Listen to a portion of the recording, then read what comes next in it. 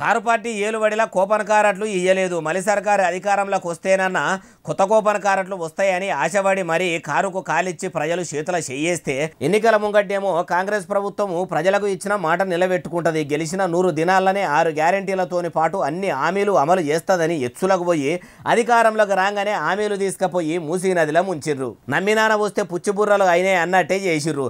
Shy సర్కారు కూడా ఏలుబడిలకు వచ్చి ఏడాది నడదమవుతున్నా ఇప్పటి వరకు కొత్త కూపన్ కారట్లు ఇచ్చింది లేదు.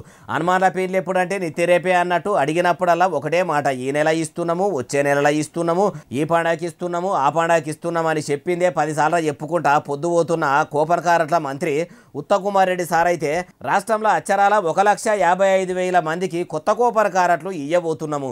ఈ నెల 25 తారీఖు సంది కొత్త కూపన్ లబ్ధిదారుల ఫోన్కు మెసేజ్ వస్తుంది. మెసేజ్ వచ్చిన వాళ్ళకు కొత్త రేషన్ కారటు వచ్చేటట్టేనని అనుకొచ్చిండు. ఈ నెలలో ఫోన్కు మెసేజ్ వచ్చిన వాళ్ళు వచ్చే నెల నుంచి సన్నబియ్యం కూడా తీసుకోవచ్చు అని చెప్పిండు.